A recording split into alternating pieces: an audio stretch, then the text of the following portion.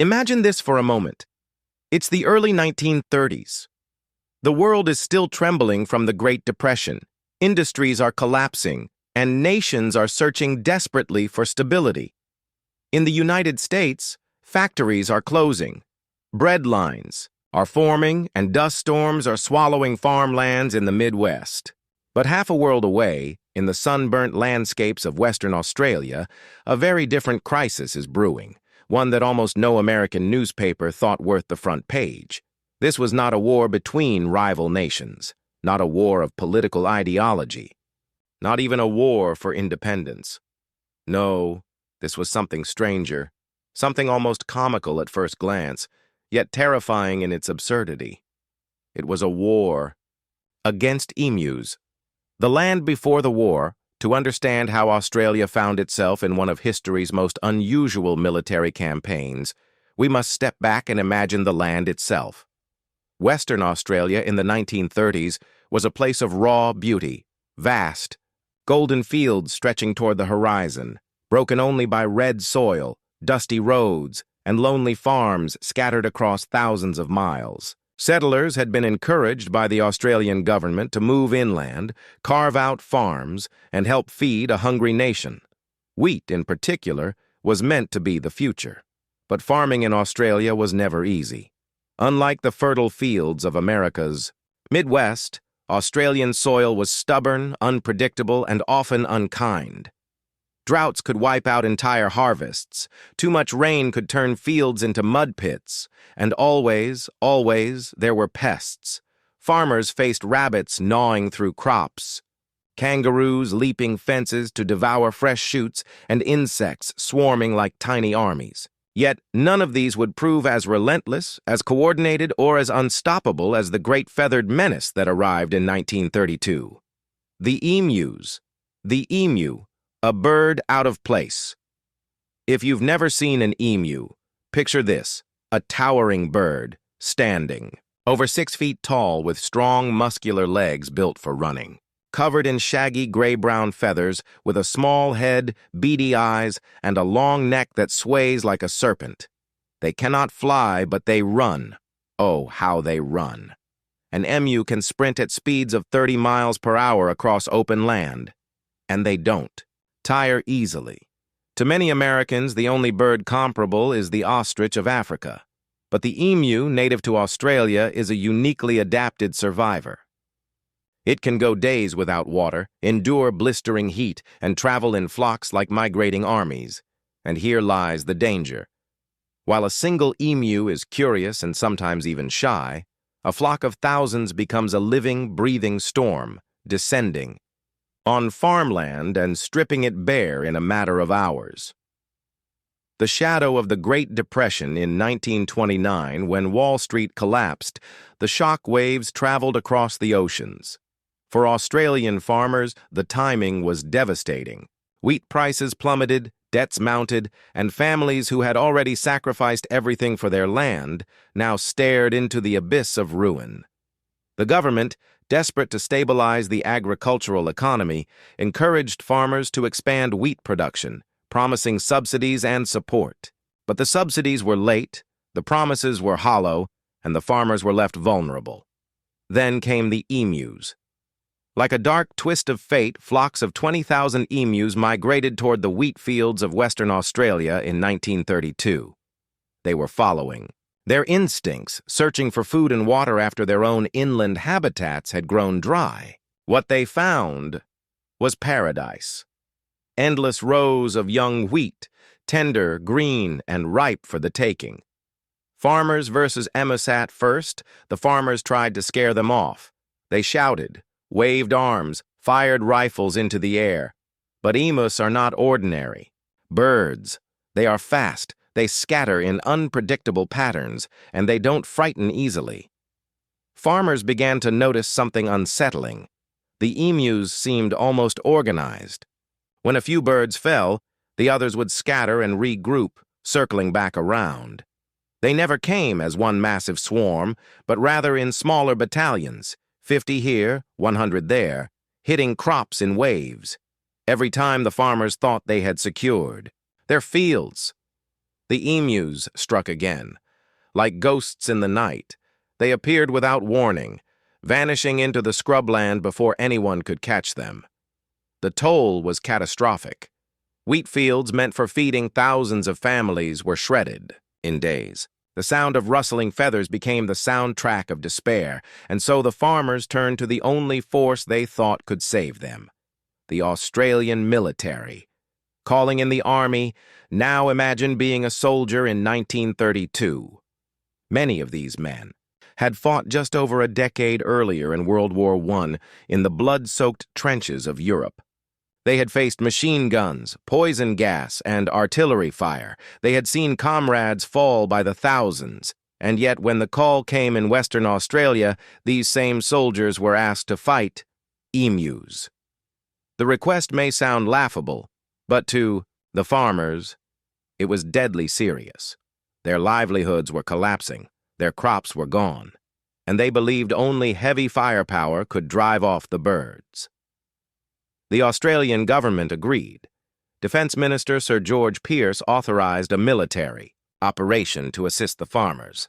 Soldiers armed with Lewis machine guns, weapons designed for the Great War, were dispatched to the front lines of the wheat fields, but what awaited them was not a traditional enemy. First shots fired. The campaign began in November 1932. Major G.P.W. Meredith, a decorated war veteran, was placed in command. He had 2 soldiers, 2 Lewis guns, and 10,000 rounds of ammunition. The plan was simple: wait for the emus to gather in large numbers, then mow them down before they could scatter. The first encounter came swiftly. Hundreds of emus had clustered near a farm. Meredith ordered his men to open fire. The machine guns rattled, bullets sprayed into the air, and yet only a few birds fell. The rest sprinted in all directions, their long legs carrying them out of range before the soldiers could adjust. The flock split into smaller groups, zigzagging across the fields like trained guerrilla fighters. The soldiers were stunned. These weren't mindless animals. These were evasive, quick, and seemingly untouchable opponents. The war that should never have been. News of the operation spread quickly. To outsiders, it seemed absurd.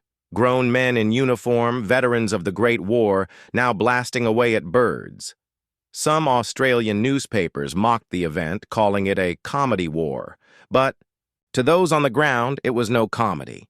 The emus kept coming. No matter how many bullets were fired, the birds seemed to multiply, reappearing like phantoms. Farmers swore they could hear the pounding of emu feet at night, trampling through their fields. Some even described it as a drumbeat of doom. For the soldiers, the embarrassment was growing. For the farmers, the despair was unbearable. And for the emus, it was just the beginning. Sleepless in the wheat fields. Imagine being a farmer's child in 1932. Night falls. The fields outside are quiet, the wheat swaying gently in the breeze. But then, in the distance, comes the sound. Thump, thump, thump, as dozens of emus march toward the crops. You peek through the window and see their tall, shadowy forms moving against the moonlight. The birds don't make much noise, only the occasional hiss or low booming sound, but their presence is terrifying. By morning, the crops are stripped bare, the fields are ruined, and your parents are left with nothing but anger and fear. This was life during the Great Emu War. A war not just of soldiers and bullets, but of sleepless nights, broken hopes, and a strange sense that nature itself had turned against the farmers. And so, part 1 of our story closes. The soldiers had fired their first shots, but the enemy had not been defeated. In fact, the emus seemed only more determined.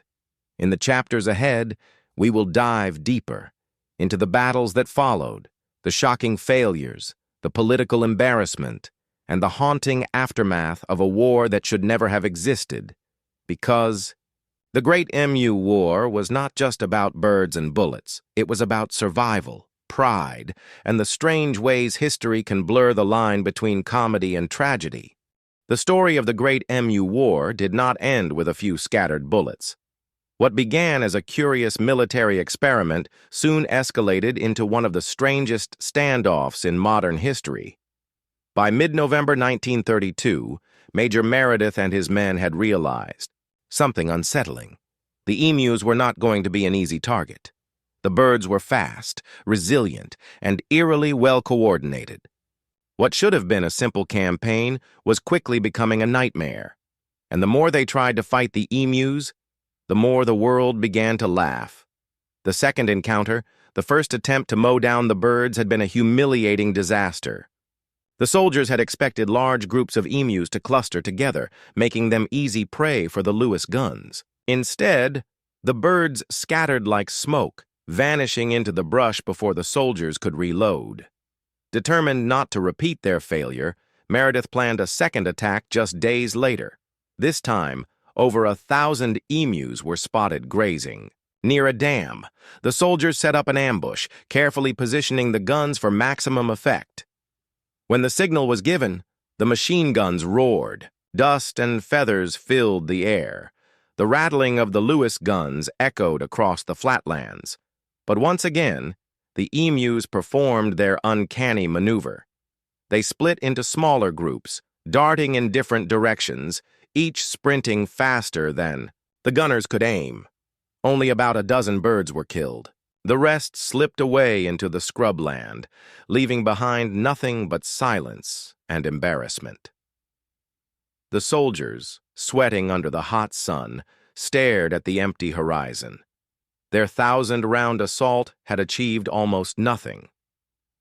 A war of attrition by. Now, Major Meredith was beginning to see the challenge in a new light. The emus weren't just birds, they were survivors. The Australian outback had shaped them into creatures that could outlast almost any threat. With their strong legs and quick reflexes, they could dodge bullets. With their tough feathers and thick muscles, they could even take a shot or two and keep running. Some farmers swore they had seen emus still sprinting even after being wounded, as if nothing could stop them. It was becoming clear. This wasn't a war the soldiers could win quickly. This was going to be a war of attrition.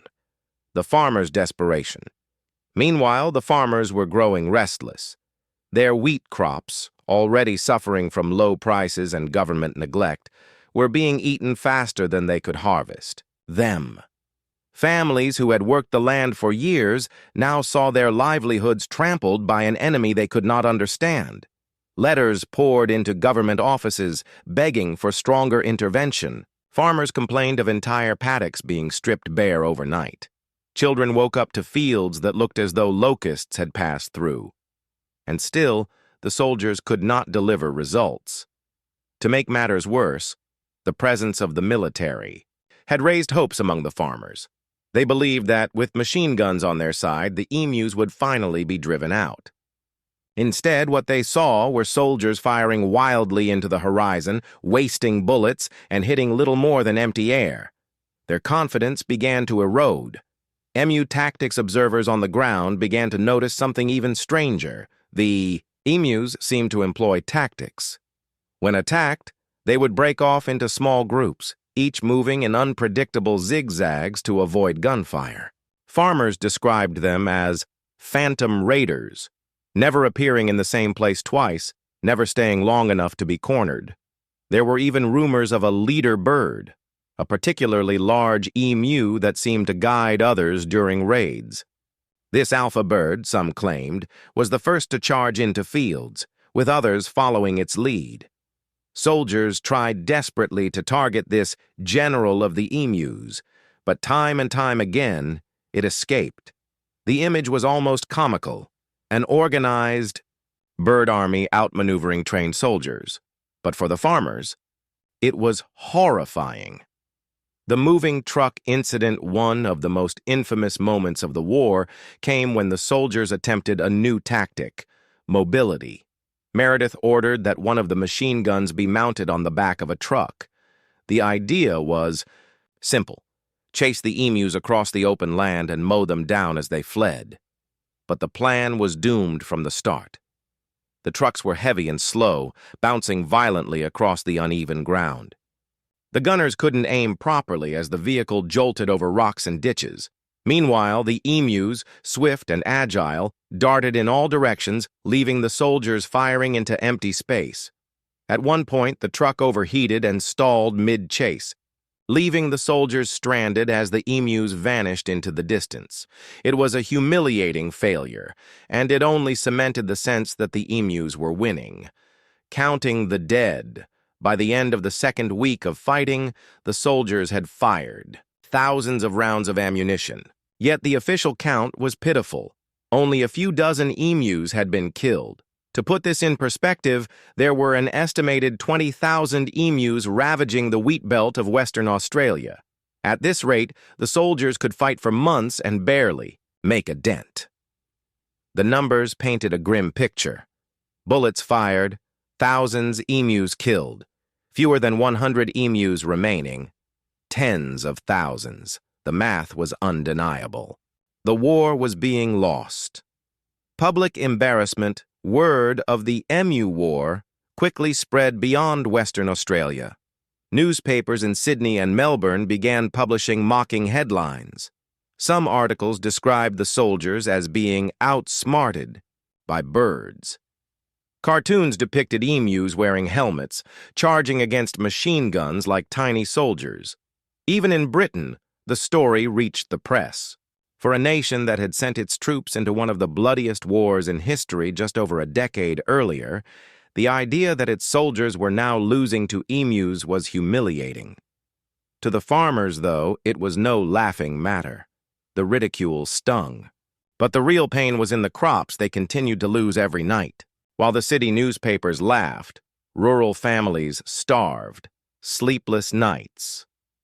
Return, the farmers could not rest. Each night, the emus returned in waves, stripping fields and leaving nothing but destruction behind. Some farmers tried to take matters into their own hands, forming hunting parties to chase down the birds. But their rifles were no match for the speed of an emu. Others tried fencing their fields, but emus were powerful enough to smash through barriers or simply leap over them. For many, sleep became impossible. Every rustle outside might be the approach of another emu raid. Families huddled inside their homes at night, listening for the sound of thundering feet in the darkness. And for the soldiers stationed there, the sense of unease was growing. Comedy or tragedy? By late November, the Emu War had become something almost surreal. Soldiers were being deployed daily, firing at birds that refused to die. Farmers were caught between despair and ridicule. The government, meanwhile, was beginning to question the wisdom of the campaign. Was this truly a military matter? Could the army justify pouring resources into a fight against wildlife? And if the soldiers couldn't succeed, what did that say? About the power of the nation itself? In Parliament, questions began to be raised. Critics mocked the defense minister for authorizing such a farce. Supporters of the farmers demanded more resources. The debate was growing louder, and the war was hanging in the balance. The turning point, finally, in early December 1932, the government made its decision. The Emu War had been a failure. The soldiers were recalled, the operation officially abandoned. The emus, it seemed, had won, but this was not the end of the story, not by a long shot. For the farmers, the emu raids did not stop. For the government, the embarrassment lingered. And for the soldiers, the memory of being defeated by birds would haunt them for years. The Great Emu War was over. But the legend was only beginning to grow. And so Part 2 closes with the first phase of the war collapsing into failure. The soldiers had fired their guns, chased the birds, and tried new tactics, but the emus had outmaneuvered them at every turn.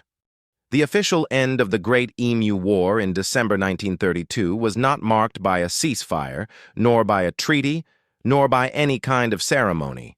There were no parades, no medals, and certainly no celebrations. Instead, it ended with something far more humiliating: silence. The soldiers packed up their Lewis guns, loaded the remaining ammunition, and left Western Australia behind. The farmers were stunned.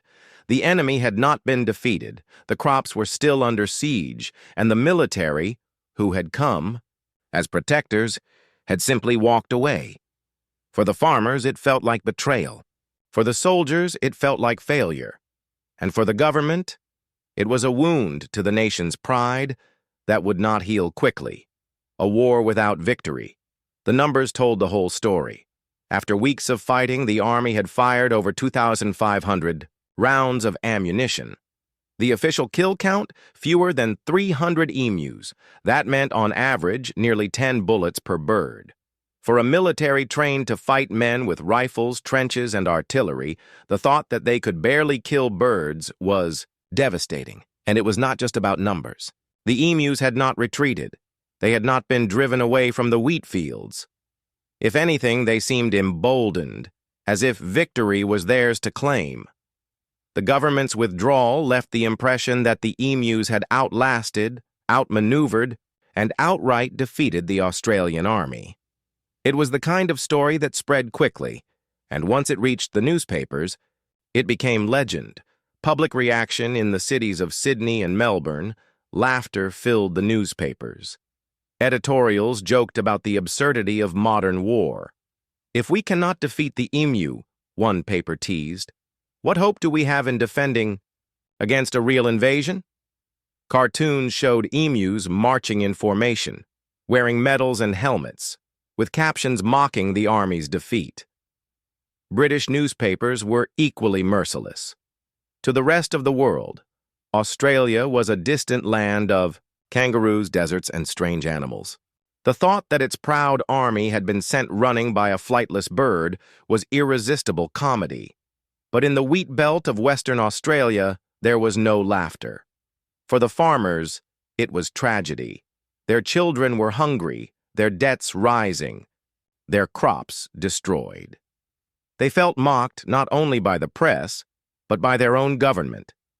The farmers' fury. The farmers did not forget the Emu War.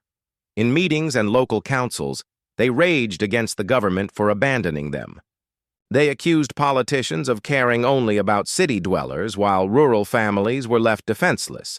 They argued that the emus were no less destructive than any plague, and that if the government had failed, the farmers had no chance at all. Some took up rifles again, forming hunting parties. But it was hopeless. For every emu shot, dozens more returned. For every bird driven off, another flock appeared. The battle against nature was endless. Farmers wrote furious letters to Canberra, demanding help. Some even called for poison or explosives to be used. Others begged for stronger fencing or new technology. But the government, still reeling from the embarrassment of the failed campaign, was reluctant to get involved again. It was a stalemate. Farmers versus emus, with the government watching from afar. Major Meredith's reflection as for A. Major G.P.W. Meredith, the man who had commanded the troops during the war, he became something of a reluctant celebrity. Reporters hounded him, eager for quotes about his bizarre campaign. Meredith, a career soldier who had once fought in Europe, was deeply embarrassed. Yet he also spoke candidly about the strength of the emus. In one interview, he famously said, "If we had a military division with the bullet-carrying capacity of these birds, it would face any army in the world. They can face machine guns with the invulnerability of tanks." It was a strange statement, half joking, half respectful. But it captured what so many soldiers and farmers had come to believe. The emus were not just birds. They were survivors of the harshest land on earth. Tough, cunning, relentless, almost undefeatable, the haunting of the wheat belt. For the families living in the wheat belt, the Emu War left scars that lasted for years. Children remembered, lying awake at night, listening for the sound of the birds. Farmers spoke of waking before dawn to patrol their fields, rifles in hand, hoping to scare off raiding flocks. Some even built makeshift watchtowers, standing guard like sentries over their fragile crops. It was more than just economic devastation. It was psychological. The emus had become a constant presence, a reminder that humans were not truly in control of the land.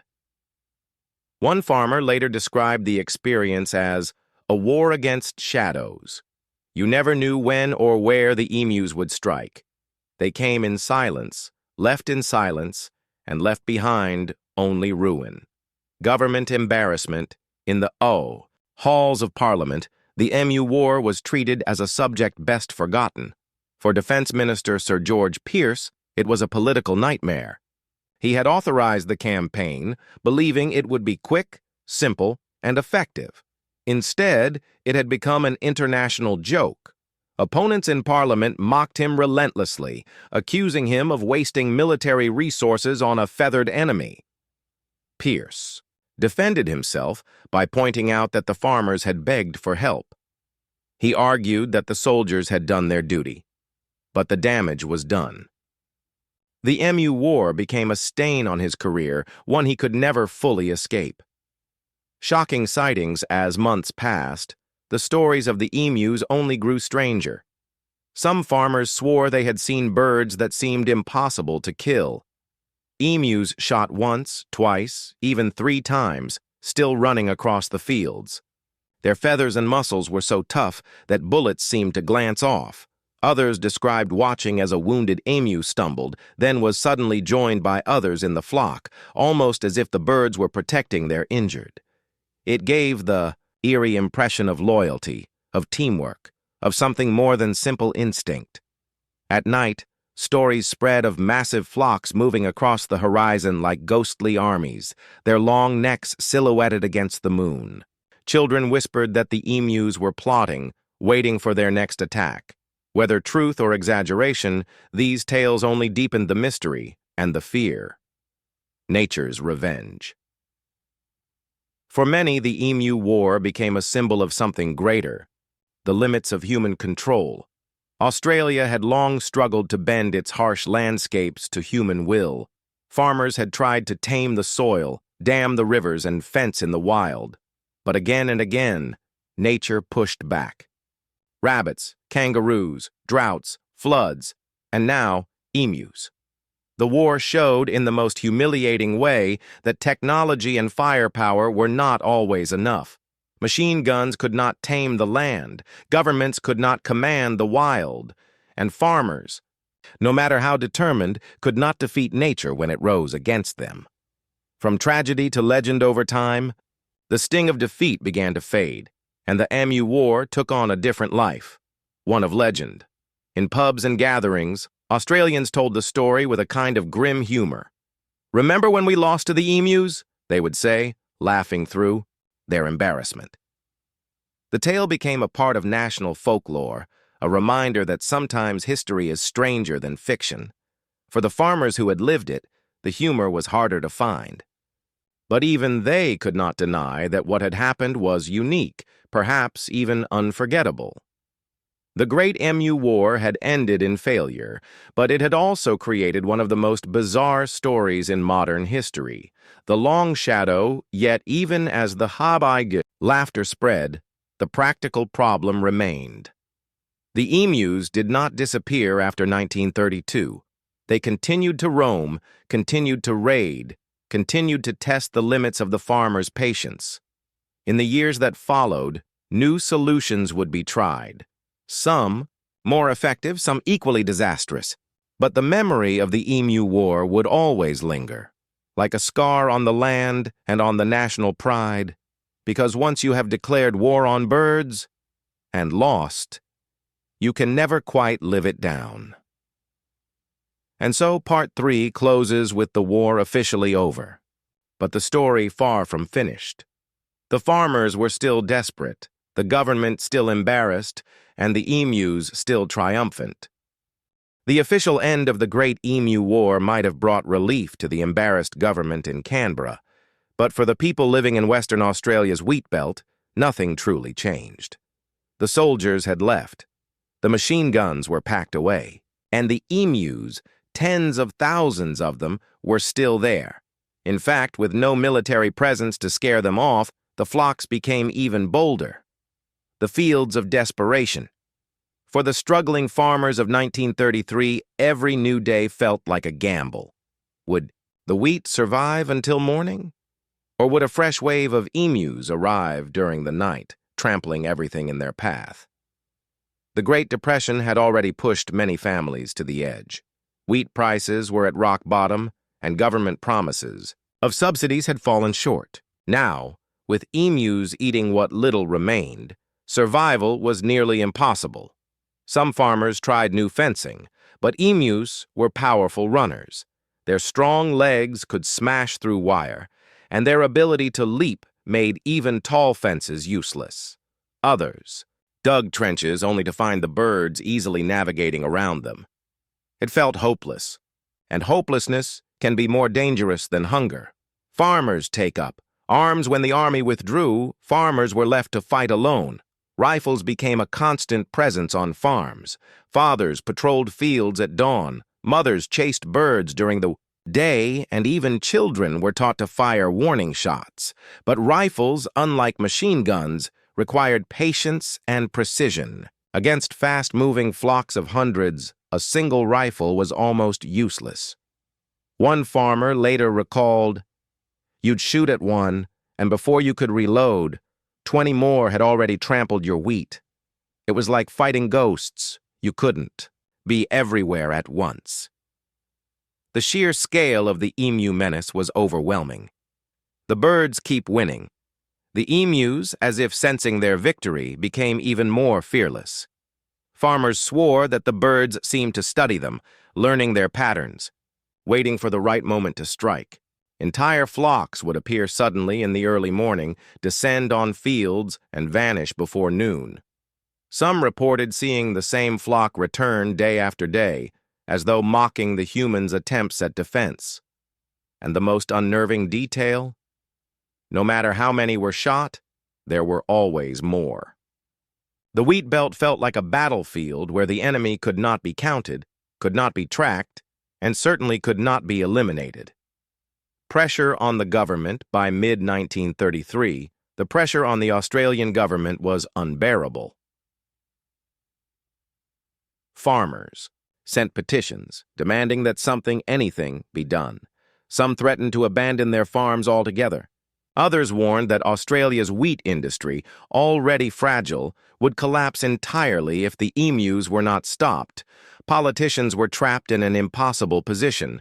Sending the army again would risk more embarrassment. Doing nothing would risk losing the support of thousands of rural families. It was a dilemma that had no easy answer.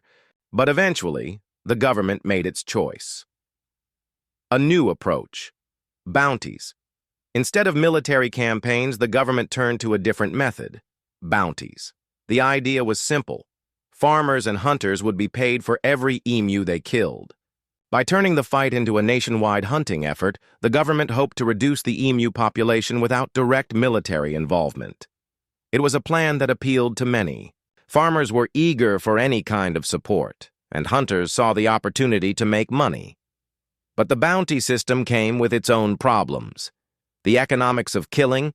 Under the bounty scheme, hunters were required to show proof of each kill, usually by presenting the emu beaks. Each beak was worth a small sum, and the government believed this would encourage widespread hunting. At first it worked. Thousands of emus were reported killed. But soon, cracks appeared in the system. Some hunters exaggerated their numbers, presenting fake beaks or claiming credit for kills they hadn't made. Others discovered that the effort of tracking and killing emus was greater than the reward, and as always, the emus proved remarkably resilient. For every flock hunted in one district, another appeared in the next. No matter how many were killed, the population seemed endless. The environmental consequence. There was another problem no one had considered: balance. Killing emus on such a massive scale disrupted local ecosystems. With fewer birds to eat, certain plants, weeds spread. Other pests filled the gaps left by the emus, creating new problems for the farmers. It was a grim reminder that nature does not simply bend to human will. For every attempt to control it, there are consequences, some immediate, others long-lasting. Strange sightings continue. Even during the bounty years, the emus kept their ghostly reputation alive. Farmers told stories of unkillable birds, emus, shot multiple times, yet still running at full speed. Some swore that entire flocks would vanish into thin air, disappearing behind hills and never reappearing. At night, families still heard the pounding of emu feet in the distance, like a drumbeat, echoing across the land. Children grew up with these sounds, learning to fear the shadowy forms that moved through the moonlight. For them, the emu was not just an animal, it was a reminder of hunger, fear, and helplessness. The joke that wouldn't die.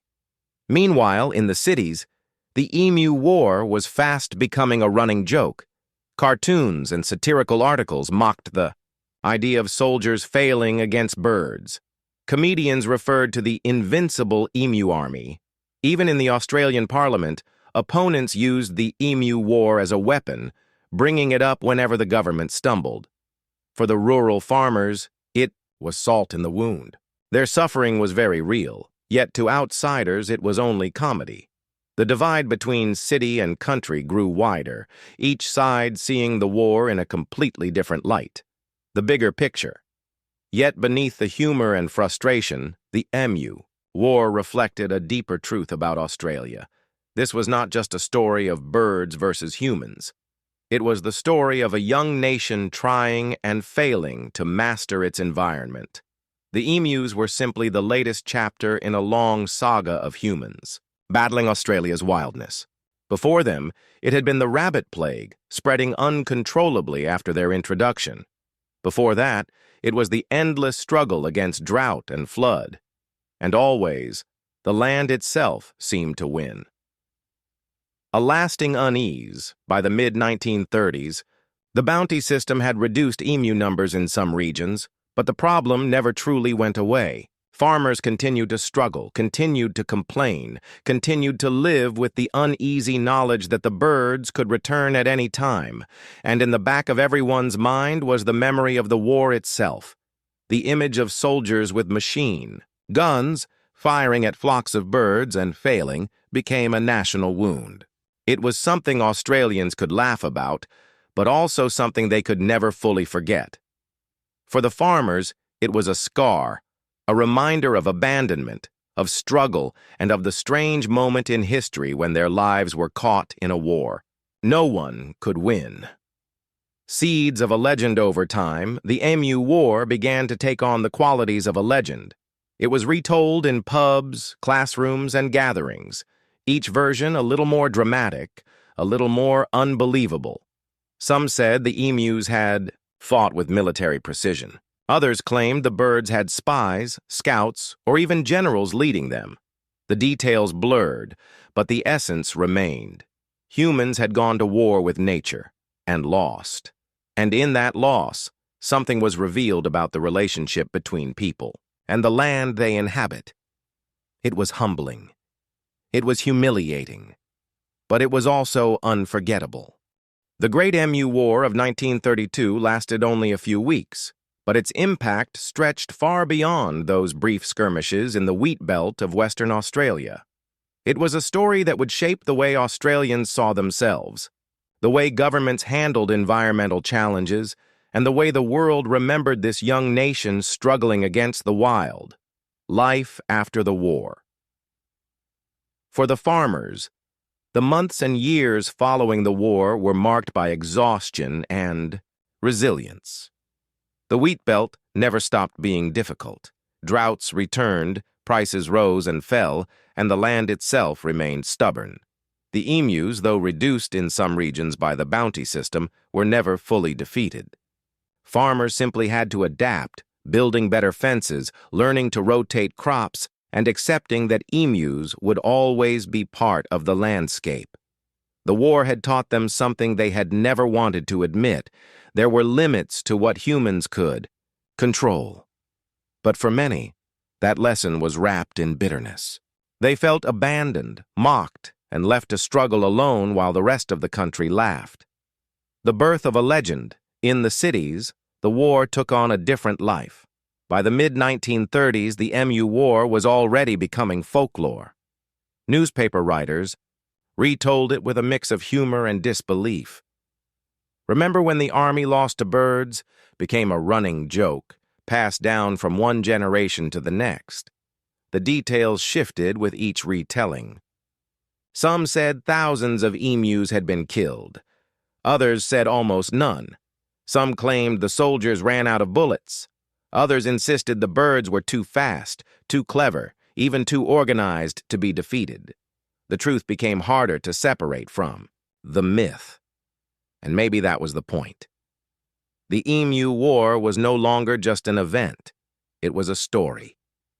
Comedy in tragedy, one of the strangest aspects of the Emu War was how quickly it transformed from tragedy to comedy. For the farmers who lived it, the war had been devastating. Their crops were ruined, their families hungry, their futures uncertain. Yet for Australians elsewhere, and for readers around the world, it was hilarious. It became a reminder of the absurdity of life, a war against birds fought with machine. Guns ending in defeat. This duality, tragedy for some, comedy for others, gave the story its enduring power. It was funny because it was absurd. It was sad because it was true. And it was unforgettable because it was both. Shaping government policy. Behind the laughter, however, the Emu War forced the government to rethink its approach to environmental challenges. The failure of the military campaign highlighted the need for better long-term strategies. Sending soldiers against nature was not only impractical, but politically disastrous. Instead, the government began focusing on more sustainable solutions. Fencing programs. Larger, more sophisticated fences were constructed to keep pests, including emus and rabbits, out of farmland. Scientific research. Agricultural scientists began studying pest behavior, crop rotation, and soil management, looking for ways to reduce vulnerability. Community involvement. Farmers were given more responsibility in managing their land, rather than depending solely on government intervention. The Emu War showed that quick fixes and military force could not solve environmental crises. The land demanded patience, understanding, and respect. A nation of pests, the Emu War also fit into a broader pattern of Australia's ongoing battles with invasive species and native animals. The country had already faced the rabbit plague, which spread uncontrollably after rabbits were introduced by settlers. They had also battled locust swarms, wild dogs, kangaroos, and countless other creatures that tested the limits of agriculture. In many ways, the Emu War was just one chapter in a larger saga, a reminder that Australia, unlike many other countries, had a natural world that resisted control at every turn. For Americans hearing this story, it may sound familiar. After all, the United States had its own history of environmental battles. The Dust Bowl of the 1930s, locust plagues in the 19th century, and conflicts with predators like wolves and coyotes. But Australia's battles often seemed stranger, harsher, and more unrelenting. The haunting memory for the farmers' children, the ones who grew up during the Emu War, the memory of those years was not easily erased. They remembered waking to find fields stripped bare. They remembered the sound of pounding feet at night. They remembered their parents' frustration and despair. Some even recalled seeing soldiers in uniform standing in the fields with machine guns firing at shadows. For a child, it must have been surreal, like living in a story that was part nightmare, part comedy, and those children grew up to retell the story themselves, passing it down with a mixture of pride, shame, and disbelief. How the world saw it. Outside of Australia, the Emu War was often treated as a curiosity. For Americans, reading about it in the 1930s was a strange distraction from the grim realities of the Great Depression. Here was a war unlike any other, a war that could be laughed at, even as it revealed something unsettling about the limits of human power. For Europeans, it was proof of the wildness of Australia. A reminder that the far-off continent was still untamed, still struggling against its unique environment. But for Australians themselves, it became part of their national identity, a mixture of resilience, humility, and humor. The soldiers. Perspective. For the men who fought in the Emu War, the memory was perhaps the most difficult of all. Many of them were veterans of World War I. They had faced machine guns in Europe, endured gas attacks, and seen the horrors of trench warfare. To return home and be asked to fight birds with the same weapons must have felt like mockery, and to fail? That was humiliation on a level few soldiers could accept. Major Meredith's famous remark that he wished he had a division of emus in his army was part humor, part respect. But it was also an admission of defeat. The soldiers had faced an enemy they could not conquer, and they knew the world would never let them forget it. From history to myth over time, the Emu War slipped from the headlines and into the realm of myth. It was retold in schools, turned into jokes in pubs, and eventually became a staple of Australian folklore. By the late 20th century, it had entered popular culture, appearing in books, television shows, comedy routines, and even video games. To modern Australians, the Emu War is both a badge of embarrassment and a source of humor. To outsiders, it is a story so bizarre it is hard to believe, and yet at its core, it remains a very human story, a tale of desperation, survival, pride, and the humbling power of nature. The lasting symbol today, when Australians speak of the Emu War, they do so with a smile. But beneath the humor is something deeper, a symbol of resilience. The emus, in their strange victory, remind people that not everything can be controlled. The land has its own rules, and those who live upon it must adapt, not conquer. For the farmers, it was a painful lesson.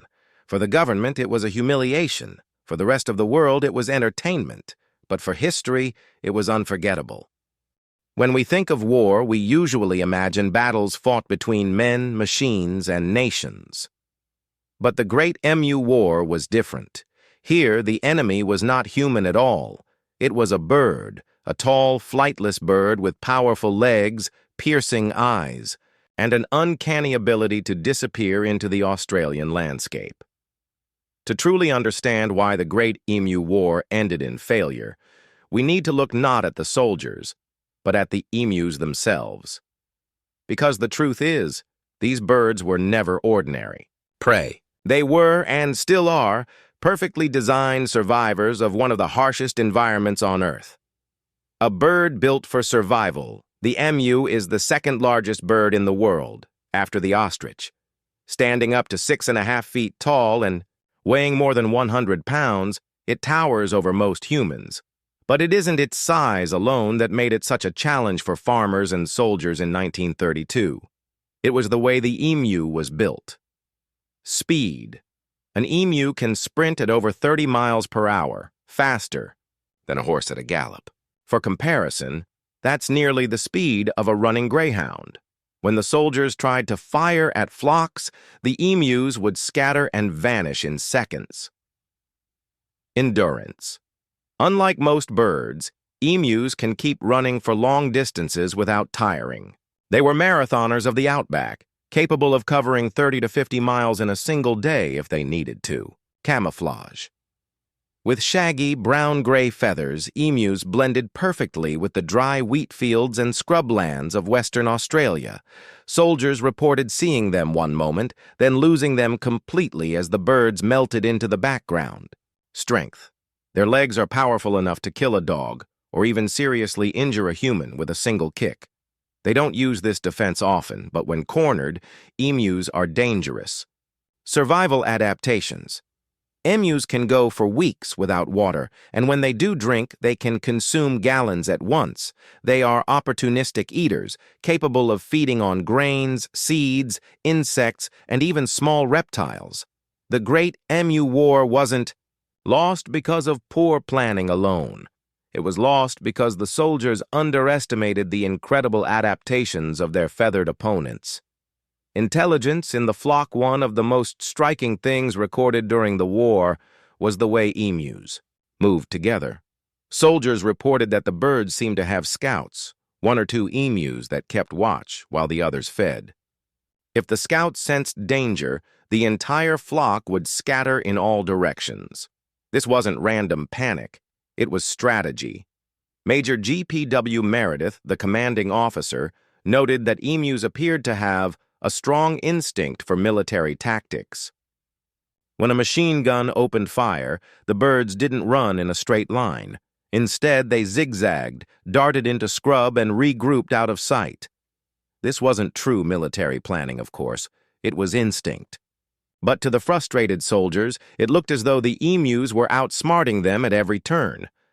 Imagine being a war veteran, having survived trench warfare, only to find yourself defeated by a bird that seemed to understand combat better than most recruits.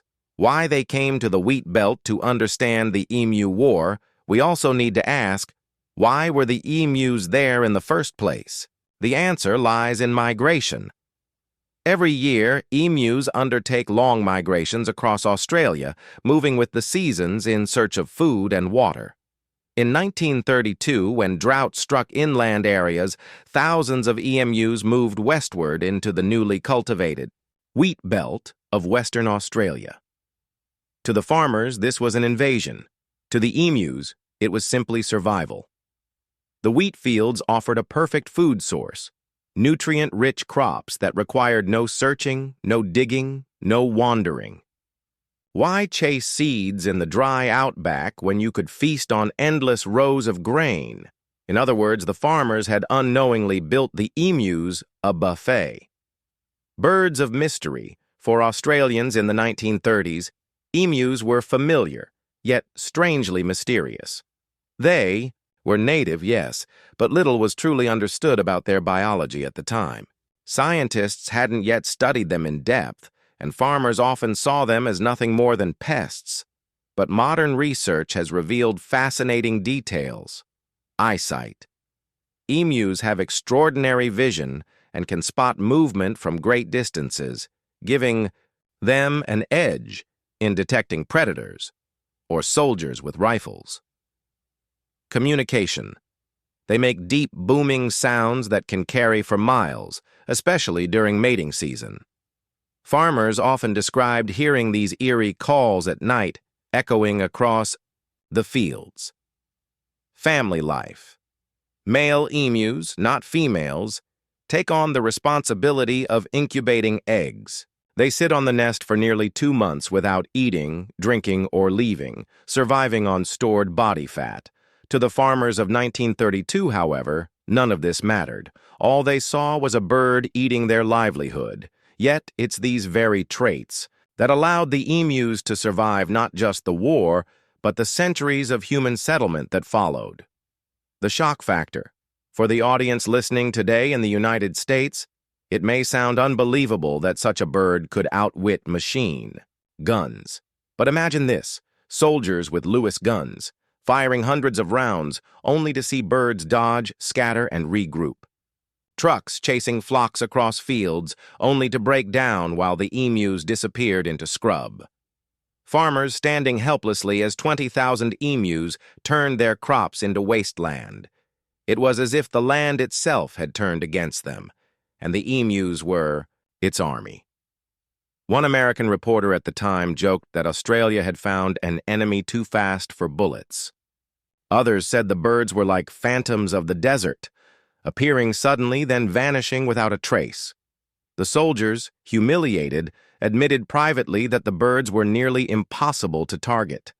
Their speed, agility, and instinct for survival turned every battle into frustration. Nature's ultimate survivors. The truth is, the emus were never trying to win a war. They were simply doing what they had done for millions of years, surviving.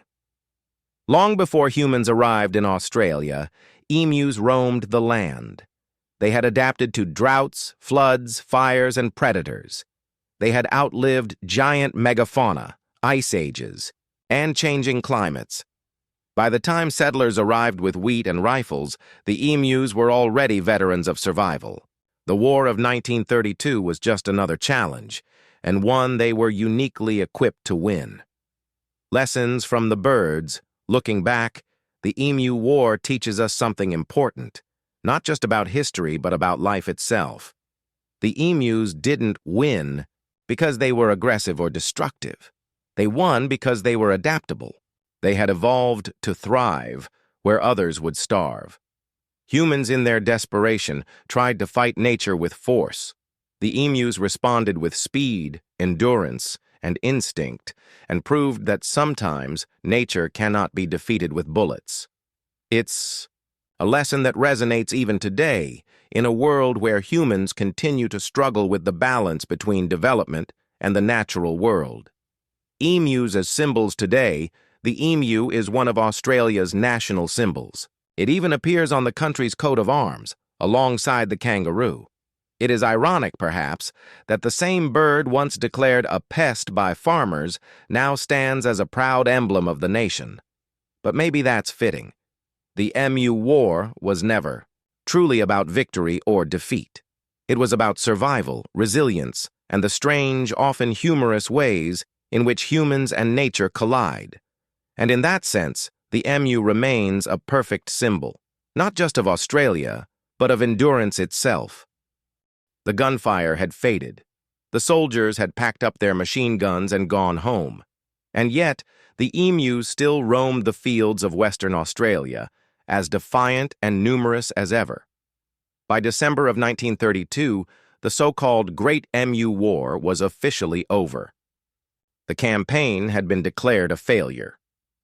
But the story was far from finished, because in the months and years that followed, the Emu War took on a life of its own, through newspapers, politics, and eventually, legend. The official result after. Weeks of chasing flocks, firing thousands of rounds, and breaking down machinery in the dusty outback, Major Meredith and his men had achieved little. Roughly 1,000 emus were reported killed. But with an estimated 20,000 still roaming free, the war had hardly made a dent. The cost of the campaign, including ammunition, labor, and resources, outweighed its benefits. In the cold language of government reports, it was an ineffective operation. But to the farmers who had begged for help, it felt like betrayal. The wheat fields were still being eaten. The crops were still being trampled. The emus, it seemed, had not only survived the guns, but triumphed. Media reaction. A national joke. If the farmers were angry, the newspapers were delighted. Across Australia, journalists pounced on the absurdity of the story. Headlines declared, "The defeat of the soldiers and the triumph of the birds." Cartoonists drew images of emus in military helmets, mocking the government for losing a war against flightless birds. In Sydney, one satirical column claimed that the emus had formed their own republic in the wheat belt, complete with a feathered parliament and an undefeated army. Internationally, the story spread quickly. British and American newspapers reported on it with both disbelief and glee. For readers abroad, Australia was already a land of strange creatures and bizarre tales. The idea of soldiers losing to birds fit perfectly into that image. One American journalist quipped, "Australia has found an enemy too fast for bullets, too numerous for traps, and too clever for strategy. Long live the Emu Empire." The story had gone from tragedy to comedy in just a few weeks. Major Meredith's reflections. For Major Meredith, the experience was humiliating, but he remained oddly respectful of his feathered opponents. In a later interview, he described the emus as remarkable creatures and admitted that they had shown a degree of invulnerability that was almost unnerving. He even compared them to enemy soldiers he had faced during World War I. They moved like guerrilla fighters. They seemed to anticipate gunfire. They scattered and regrouped with uncanny precision. For a man who had fought in the Great War, the irony was painful. A veteran of trench warfare had been defeated not by artillery or tanks, but by birds. The farmers' struggle continues. While the rest of the world laughed, the farmers of Western Australia were not amused. Their crops continued to be devoured, and they still demanded government action. In 1934, 2 years after the failed war, the government introduced a new system. Instead of sending soldiers, they offered bounties. Farmers were paid for every emu they killed. This approach proved far more effective. Within 6 months, more than 57,000 emus were culled. Unlike the war, the bounty system worked quietly, without headlines or public humiliation. But for the farmers, the bitterness of 1932 remained. They had been left to struggle while the rest of the nation turned their suffering into a punchline. The war becomes a legend. It didn't take long for the Emu War to slip into folklore. Australians, known for their sharp humor and self-deprecating wit, began to embrace the story not as a tragedy, but as a comedy. University students reenacted the battles in mock parades. Comedians on radio shows joked about invincible emus forming armies. Children were told bedtime stories of the birds that beat the soldiers. By the 1950s, the Emu War had become a national in-joke, a story people told at parties, half in disbelief, half in pride. The global curiosity abroad, the Great Emu War, continued to fascinate. For Americans, the tale felt almost too strange to be true. A country that had its own wildlife challenges, wolves in the north, coyotes in the west, and locust plagues in the Midwest, could still hardly imagine soldiers being sent to fight birds.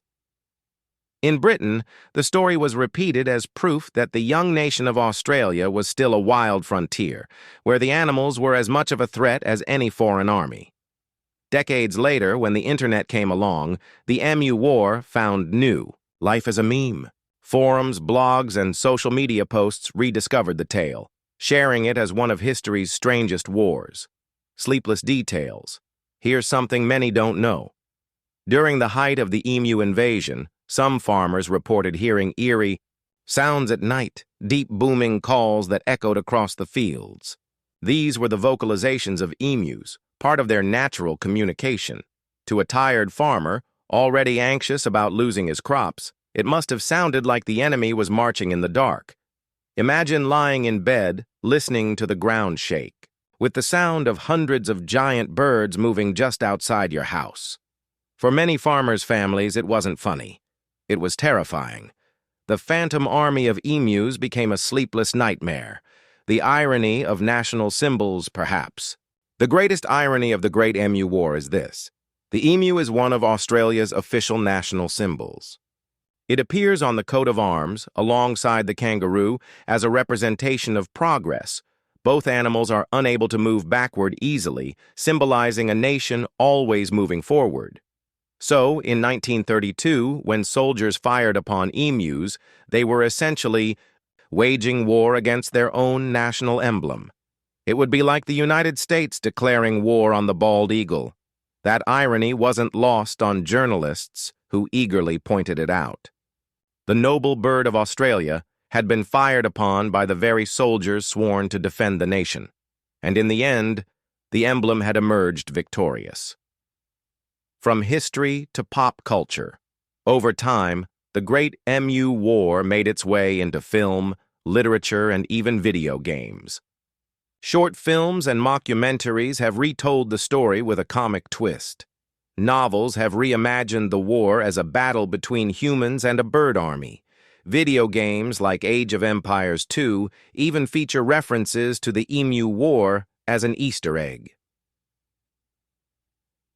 In recent years, the story has become a staple of online trivia, shared alongside tales of other weird wars in history.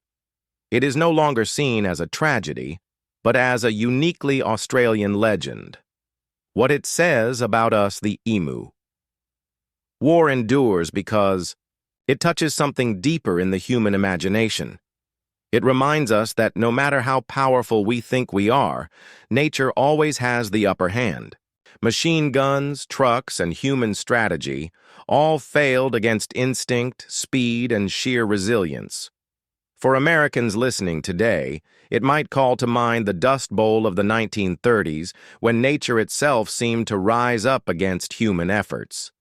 Just like the emus, the dust storms couldn't be beaten by force.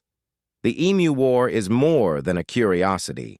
It's a reminder of humility, of the fact that humans are not always the masters of the world we inhabit. When we think about the Great Emu War, it's tempting to picture it only as slapstick comedy. Soldiers firing into the dust, emus scattering like ghosts, politicians embarrassed by the whole affair. But beneath the humor lies something deeper. A story about ecology, survival, and the fragile relationship between humans and nature. To truly understand why the emus won, we need to step back and look at the science behind their behavior, and how Australia's environment, wildlife, and farming practices all collided in the wheat belt of 1932.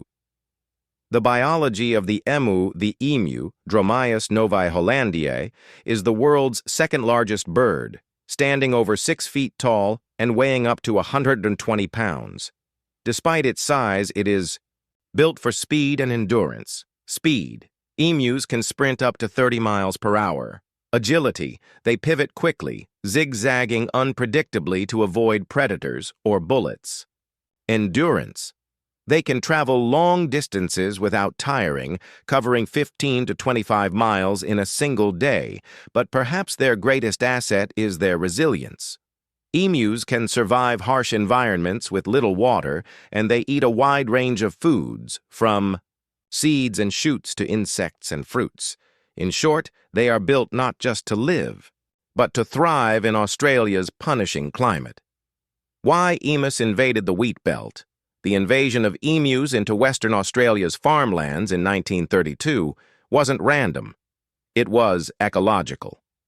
Each year, emus migrate across the continent, moving from the arid interior toward coastal regions in search of food and water. That year, the timing of their migration coincided with 2 disasters. Drought in the interior. Emus left their usual inland feeding grounds, forced toward areas with more reliable food. Wheat farming expansion. Settlers had cleared millions of acres of land for wheat. From an emu's perspective, this wasn't farmland, it was paradise. Fields of nutritious grain stretched as far as the eye could see, easy pickings compared to the struggling scrub of the outback. To the farmers, this was a disaster. To the emus, it was simply opportunity. This collision of human agriculture and natural migration set the stage for conflict. Why emus were so hard to kill, from a military perspective, Major Meredith and his men were outmatched. Not because the emus were stronger, but because they were perfectly adapted for survival. Flock intelligence. Emus didn't move as a single herd. Instead, they broke into smaller groups of 10-20, making them harder to target en masse. Camouflage and confusion. Their dull brown feathers blended into the dry landscape, especially at dusk and dawn when many raids occurred. Soldiers often fired into dust clouds, unsure if they were hitting anything. Bullet resistance. Stories circulated that emus could take multiple hits before falling. While exaggerated, it is true that their dense feathers and strong muscles made them surprisingly durable against glancing shots. Psychological advantage. Soldiers grew frustrated chasing birds that always seemed one step ahead. Morale plummeted as days turned to weeks with little progress. What looked like luck was really biology at work. The emus had evolved over millennia to outwit predators. The soldiers were just another predator, and not a very effective one. Australia's wildlife problem. The Emu War wasn't the only time Australians struggled with wildlife overwhelming human settlements. In fact, it's part of a much larger story, Australia's ongoing battle to manage its unique environment. Rabbits. Introduced in the 1800s for hunting, they multiplied into the hundreds of millions, devastating crops and soil. Entire regions were reduced to wasteland. Cane toads. Released in 1935 to control beetles, they spread uncontrollably and poisoned native predators, foxes and cats. Brought in for sport and pest control, they decimated native marsupial populations. The Great Emu War was another chapter in this saga. Humans trying to bend Australia's ecosystem to their will, only to find nature pushing back, harder. For American listeners, this may sound familiar. Think of the Dust Bowl of the 1930s, when poor farming practices collided with ecological forces, creating one of the worst agricultural disasters in U.S. history. Nature always demands respect. Sleepless nights on the wheat belt for the farmers. The science of emu migration didn't matter. What they felt was fear. Night after night, families reported the ground trembling as hundreds of emus marched across their land, their booming calls, low drum-like sounds that could carry for miles, echoed in the darkness. Children described nightmares of giant birds pressing their faces against windows. Mothers feared waking up to find the crops, their year's survival, reduced to stalks and dust. Some farmers even swore the birds were watching them, standing in groups just outside the fields, as if planning their next move. Whether true or imagined, the sense of being stalked by an invincible enemy kept many families sleepless for weeks. Lessons in ecology. From today's perspective, scientists see the Emu War as an example of what happens when human ambition collides with ecological reality, disruption of natural cycles. By clearing land and planting wheat, settlers disrupted the balance that had guided animal migrations for centuries. Failure of force-based solutions. Nature cannot be defeated with bullets. Large-scale ecological issues require management, not warfare. The importance of coexistence. Ultimately, Australia had to find ways to live with its wildlife, whether through controlled hunting, bounties, or conservation programs. What's striking is how little the government understood about the environment. In 1932, decisions were made on political pressure, not ecological science. The result? Embarrassment, waste, and no long-term solution. Farmers versus scientists. Interestingly, the Emu War also revealed a cultural divide. Farmers saw the emus as pests, an enemy to be destroyed. Their livelihoods depended on eradicating them. Scientists and conservationists, a small but growing group in the 1930s, warned against reckless destruction. They saw emus as a vital part of Australia's ecosystem and feared the long-term consequences of mass slaughter. This tension between economic need and environmental preservation remains at the heart of Australian policy today. How the war changed policy. Though the Emu War was a failure, it shaped Australia's approach to wildlife management in surprising ways. Shift to bounties. Instead of military force, the government incentivized farmers directly to control populations. Barrier fences. Australia expanded its massive rabbit-proof fence network, extending barriers to keep emus and other pests out of farmland. Scientific research. The fiasco pushed some policymakers to take ecological science more seriously, leading to studies on animal behavior and land management. It wasn't instant, but the humiliation of the Emu War planted seeds for a more thoughtful approach. Bigger lessons for humanity. The Great Emu War isn't just an odd historical footnote. It's a parable. It shows us what happens when we underestimate nature, when we assume technology and force can solve every problem. The farmers thought machine guns could save their crops. They were wrong. The government thought a short campaign would teach the birds a lesson. It backfired. The world thought it was a comedy, but for the people living it, it was survival. For Americans, the lesson resonates in many ways. From invasive species like kudzu in the South to the locust, swarms of the past, nature has always reminded us of its power. The Emu War is a uniquely Australian story, but its warning is universal. The gunfire had stopped. The soldiers had packed up their machine guns. The emus, victorious in their own quiet way, scattered back into the bush. But the story of the Great Emu War didn't end there.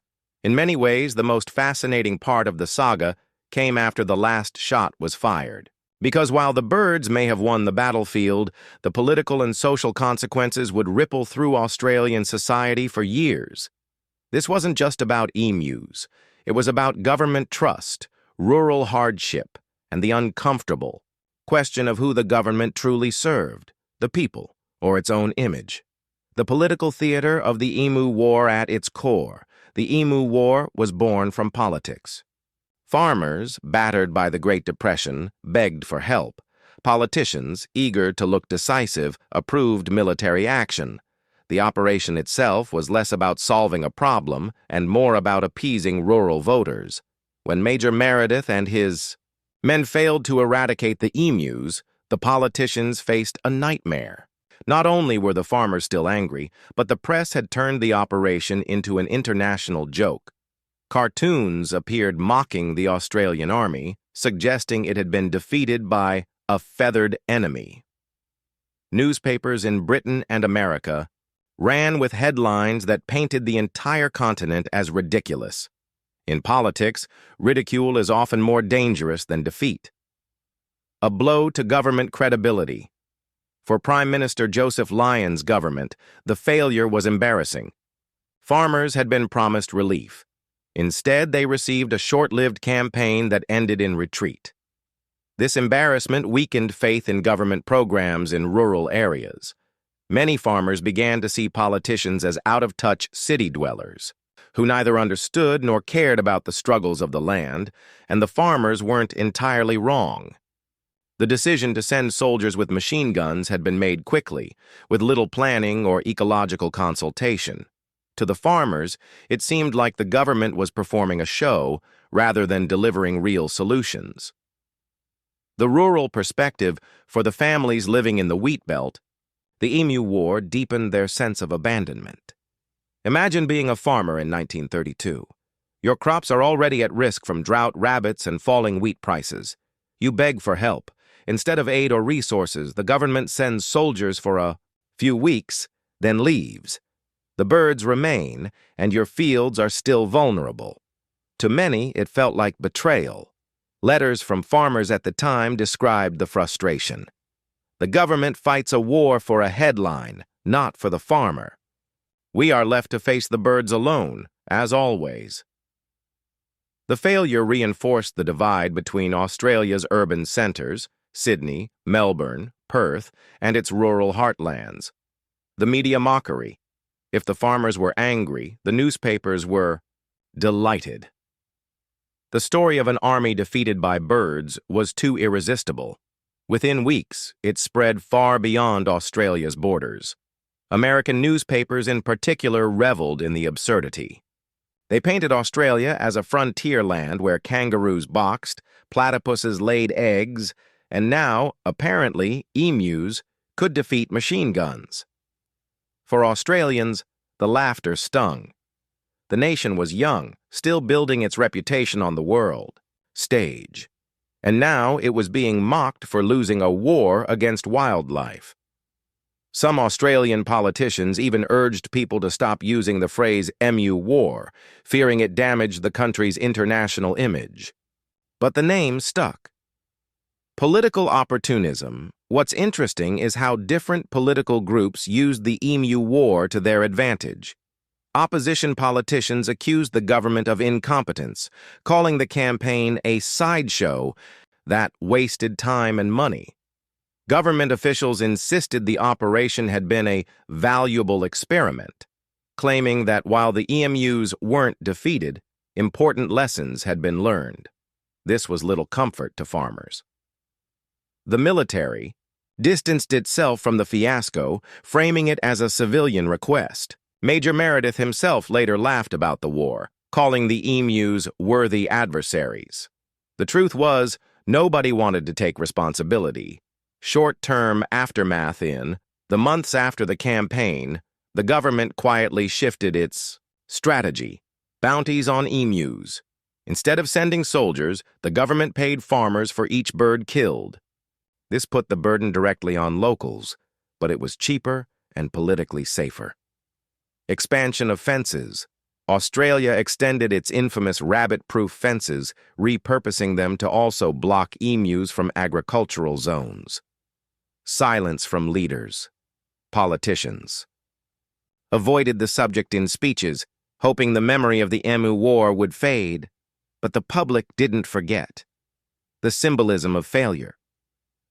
For many Australians, the Emu War became a symbol, not just of military defeat, but of the struggle between ordinary people and a government that seemed distant. Farmers joked bitterly that the emus had better representation in Canberra, the capital, than they did. Even decades later, the story lingered in rural memory.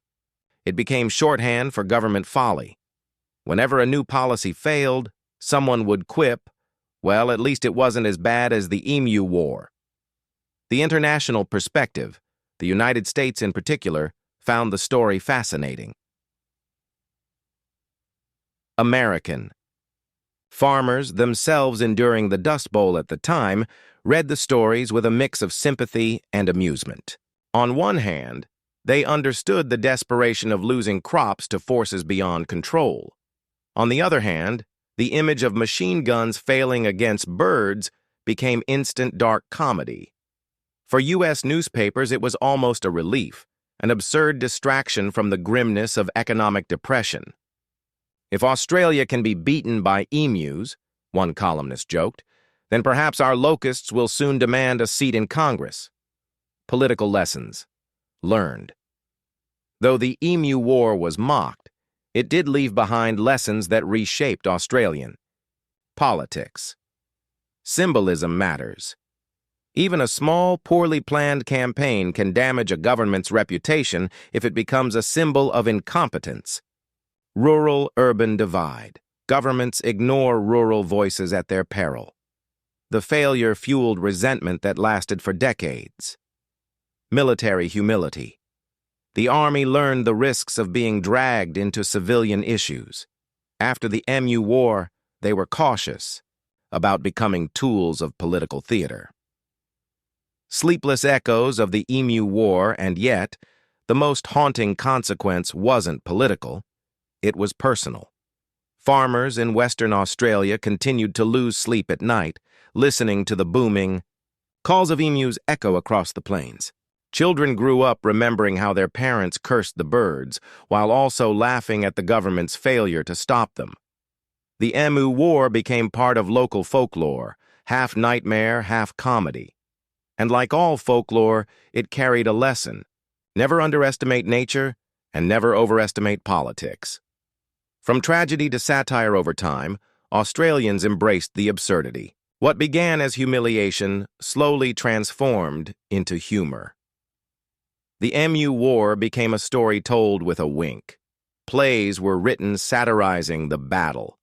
Political cartoons used the emu as a stand-in for stubborn opposition. Today, the event is often taught in classrooms not just as history, but as a quirky cautionary tale. In turning failure into comedy, Australians found a way to reclaim pride. They couldn't deny the loss, but they could laugh about it, and in doing so, they made it their own. The machine guns had fallen silent. The emus had dispersed into the wheat fields, their tall shadows vanishing into the horizon. The farmers returned to their toil, weary and disillusioned. Yet the story of the Great Emu War was only beginning. Because some wars are fought with guns and soldiers, and others with memory and imagination. What happened in Western Australia in 1932 would live on, not as a military campaign, but as one of the strangest legends ever told. From history. To folklore at first, the Emu War was recorded in newspapers as an embarrassment, a government misstep quickly brushed aside. But as decades passed, something remarkable happened. The story began to shed its sting of humiliation. Instead, Australians embraced it as part of their cultural identity. Why? because the Emu War was a uniquely Australian kind of story. Bizarre, ironic, and tinged with dark humor. In a land where kangaroos can crash through fences, snakes can kill with a bite, and spiders can grow as large as dinner plates, the idea of soldiers losing to emus fit perfectly into the national sense of absurdity. The Emu War wasn't just history. It was a story people told around campfires, classrooms, and pubs, half serious, half comic. A comedy born from tragedy at its core, the Emu War was tragic. Farmers lost crops, families lost food security, and rural communities were left struggling. But Australians, famous for their dry humor, gradually reframed the war. They began to laugh at it. Politicians were lampooned in cartoons as generals giving orders to birds. Jokes circulated about promoting emus to the rank of colonel. Some claimed the birds should be issued medals for valor. By laughing, Australians took ownership of the embarrassment. They transformed it into satire, proof of their resilience in the face of hardship. Artistic representations, artists found endless inspiration in the Emu War. Cartoons of the 1930s showed soldiers fleeing from giant menacing birds. Later paintings and sketches portrayed the emus as towering, almost mythological creatures, guardians of the outback who had triumphed over human arrogance. In the 21st century, digital artists reimagined the war in epic, almost cinematic style. Emus charging like cavalry against lines of soldiers, feathers flying like arrows. The irony of painting birds as warriors resonated across generations. The Emu War on screen. The story proved too strange to stay off the screen. In documentaries, the Emu War is often told with a wink, using archival photos of soldiers and emus with humorous narration. Several short films and animations parody the war, exaggerating the birds into unstoppable monsters. A full-length comedy film titled The Emu War has even been in development, designed to bring the absurdity to global audiences. Hollywood, with its appetite for strange but true stories, has circled the Emu War more than once. Producers recognize its potential not just as comedy, but as allegory, the folly of underestimating nature, or the arrogance of politics. The Emu War in gaming culture. Perhaps the most surprising cultural legacy is in video games. Indie developers have created tongue-in-cheek games where players either fight off waves of emus or play as the emus themselves, seeking revenge on humanity. In online forums, gamers often reference the Emu War when discussing boss fights that feel impossible to win. The war has become a kind of internet meme, shorthand for absurd struggle. Literature and retellings writers, too, found fertile ground in the Emu War. Satirical essays portray the emus as brilliant tacticians, organizing guerrilla warfare against clumsy human soldiers. Children's books have reimagined the event in playful terms, teaching resilience and humor. Historians often use the Emu War as a case study in environmental mismanagement, highlighting how human solutions can backfire when nature is misunderstood. Each retelling reshapes the war, either as comedy, cautionary tale, or myth.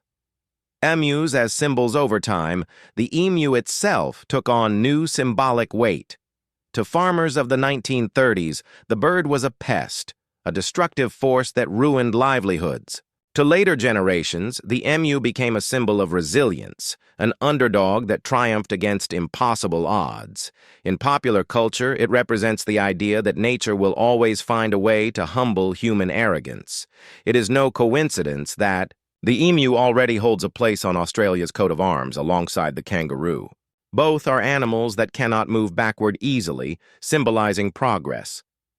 After the war, that symbolism became even richer. The emu was not just a national emblem, but a victorious warrior in Australia's strangest battle. Global fascination. The United States, in particular, has remained fascinated by the Emu War. American audiences love stranger-than-fiction stories. and the idea of soldiers with machine guns being defeated by birds captures the imagination. Podcasts, YouTube videos, and history blogs retell the war to U.S. audiences, often with a mix of shock and laughter. For Americans, the Emu War feels like both a comedy and a cautionary tale, proof that technology and firepower don't always guarantee victory. It also resonates with U.S. farmers, who faced their own ecological disasters during the Dust Bowl. Many sympathize with the frustration of losing crops to forces beyond control. Shocking and sleepless angle. But beneath the laughter, there's something unsettling. The Emu War forces us to confront the limits of human control. If an organized military, armed with automatic weapons, couldn't defeat a flock of birds, what does that say about our attempts to dominate nature? It suggests a darker truth, that human progress can be fragile, that technology isn't always enough, that even humble creatures can resist human will. This is why the story lingers, not just because it's funny, but because it's haunting. It unsettles the idea of human superiority, internet memes, and modern identity. Today, the Emu War thrives online. Memes, satirical videos, and parody accounts give the story fresh life for new generations. Jokes about Australia's greatest military defeat appear on Twitter and Reddit. Photoshopped images show emus in army uniforms decorated with medals. TikTok creators retell the war with dramatic reenactments, often setting it to battle music. In this way, the Emu War has become more than history. It's part of digital folklore. Why the story endures? So why does this story endure nearly a century later? Absurdity. It is so bizarre that it demands retelling. Humor. It provides relief, especially in hard times, by turning tragedy into comedy. Symbolism. It represents human arrogance humbled by nature. Universality.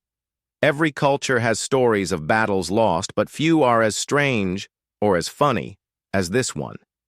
The Emu War speaks to something deep in us all, the tension between control and chaos, order and wildness. The machine guns had fallen silent. The soldiers had left.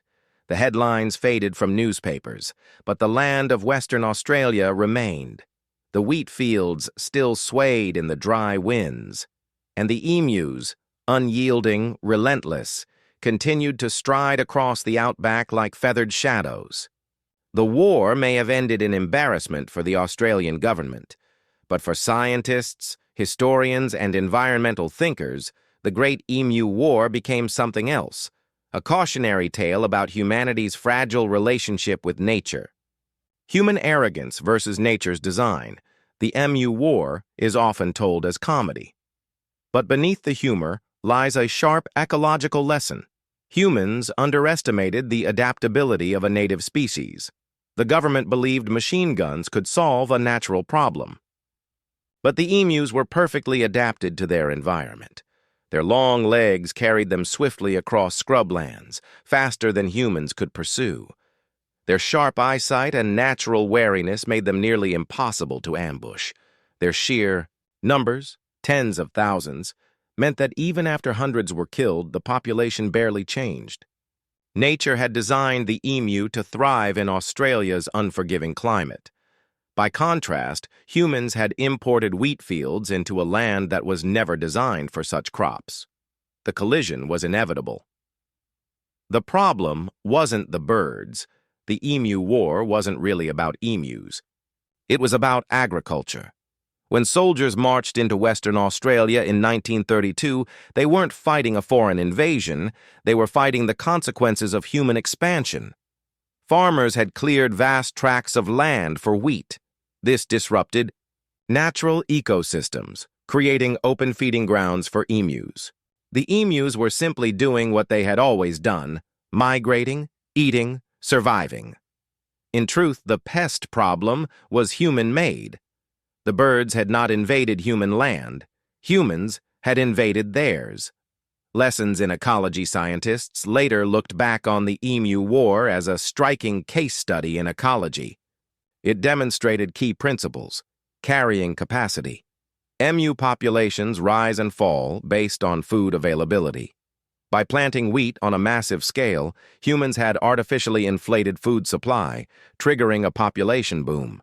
Adaptation and mobility. Emus were highly mobile, capable of traveling hundreds of miles in search of resources. Barriers like fences or patrols did little to contain them. Resilience of native species. Unlike livestock or crops, emus were resilient against drought, predators, and disease. They were survivors in a way domesticated systems were not. The war highlighted how easy it is to miscalculate when humans attempt to control natural systems without understanding them. Wildlife management gone wrong. The Emu War also underscores the dangers of poor wildlife management. Rather than investing in ecological solutions, such as habitat management, fencing innovations, or controlled culling, the government resorted to brute force. Machine guns meant for battlefields were never going to solve an ecological problem. The lesson was clear: treat wildlife as an enemy, and the results will be war. Treat wildlife as part of the ecosystem, and the results can be balance. This insight resonates even today, as nations grapple with invasive species, overfishing, and human-wildlife conflicts. Shocking perspective. What if the emus had died? Here's a chilling what if that few consider. What if the soldiers had succeeded in wiping out the emus? The ecological consequences could have been devastating. Emus are crucial seed dispersers. They eat fruits and plants, then spread seeds across long distances through their droppings. Without them, many native plant species might have declined. As prey, emus support predators like dingoes. Removing them would have destabilized food chains. Their grazing helps control vegetation growth, reducing fire risks in dry climates. Killing the emus might have solved a short-term problem, but it could have triggered long-term ecological collapse. Nature is a web. Remove one strand, and the whole design begins to unravel. Sleepless realization. History repeats itself. What makes the Emu War haunting is not just what happened in 1932, but how often similar mistakes have been repeated. In the United States, settlers once hunted the American bison nearly to extinction, thinking it would control the plains. Instead, it devastated ecosystems and indigenous ways of life. In China, during the Four Pests campaign of the 1950s, sparrows were mass killed because they ate grain. Without sparrows, locust populations exploded, worsening famine and killing millions.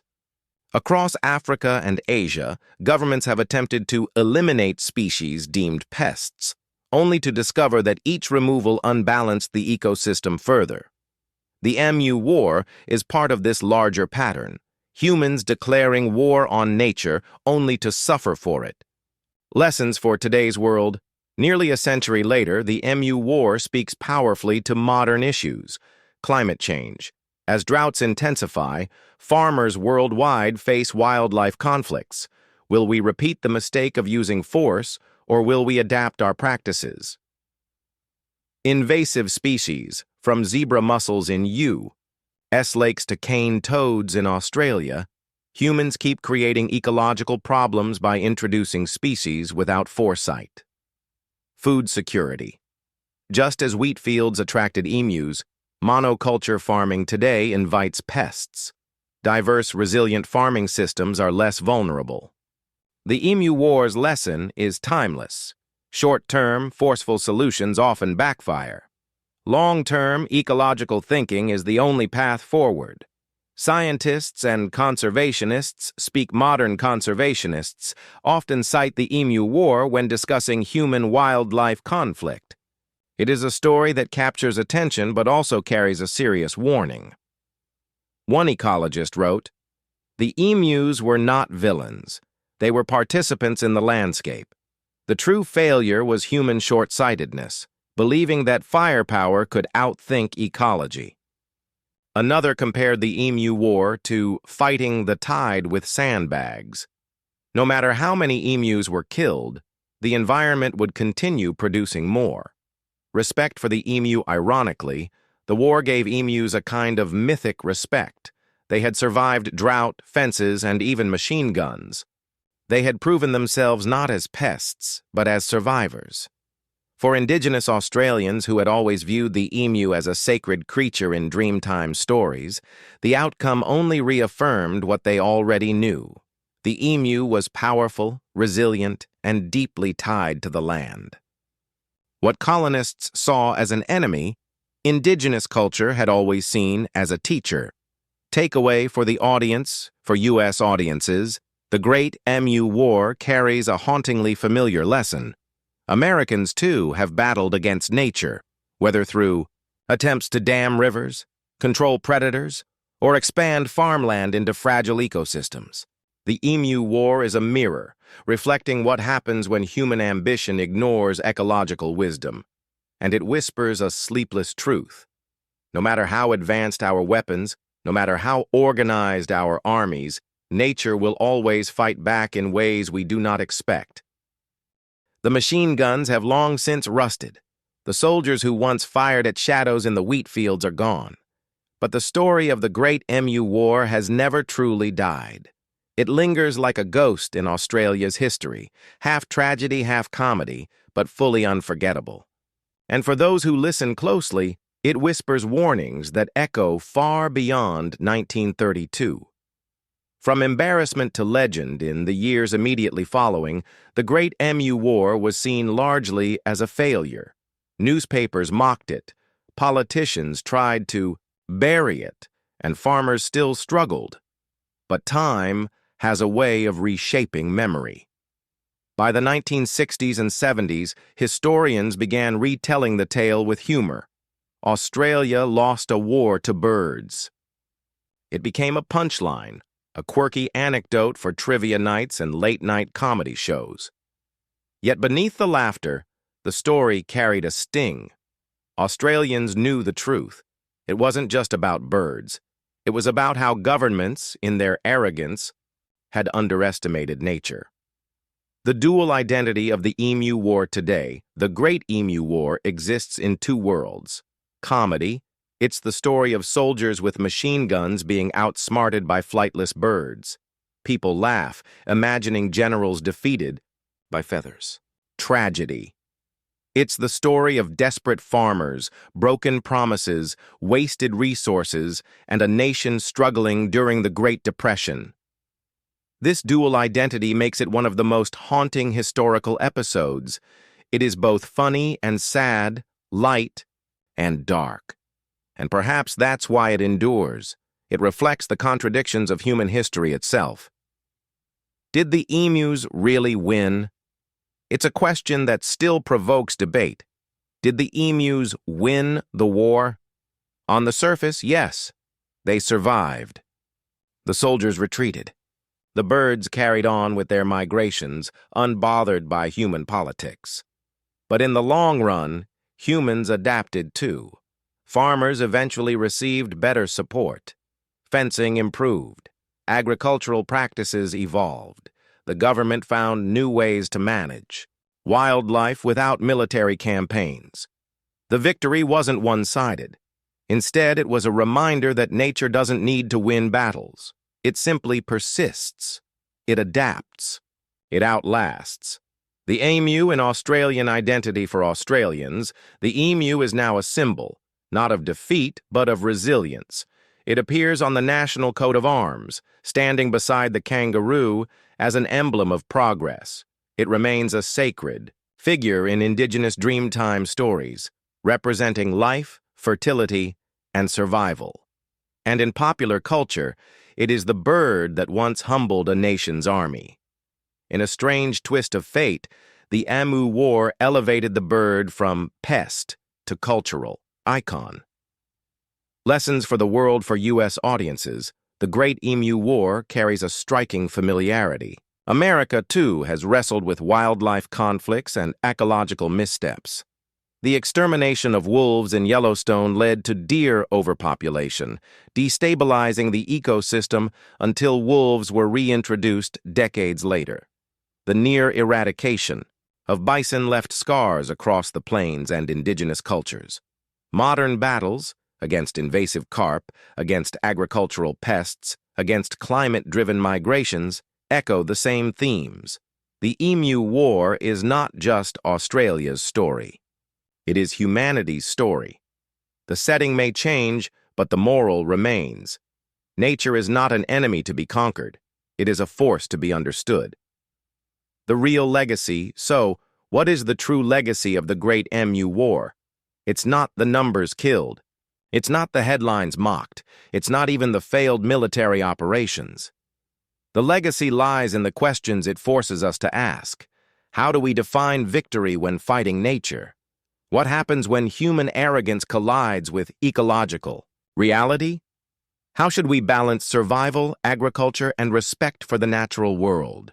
These questions, unanswered in 1932, still haunt us today.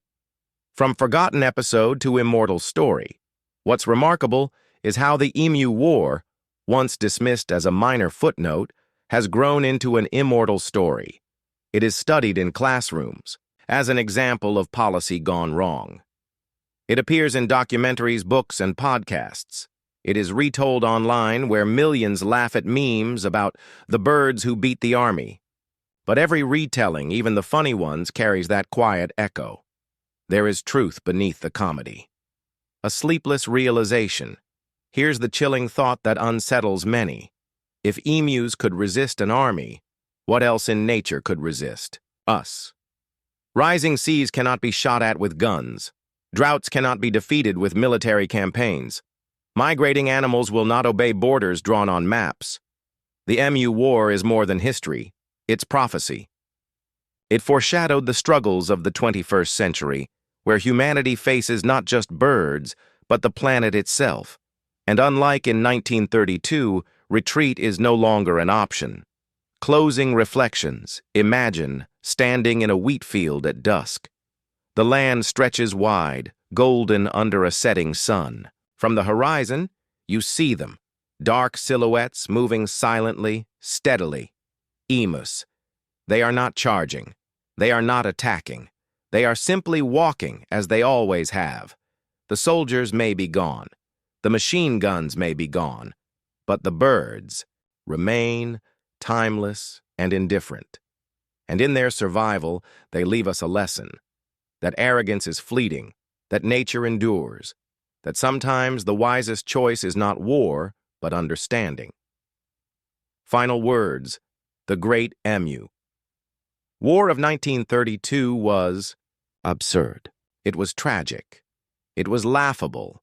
It was unforgettable, and in its strange, haunting way, it was deeply human.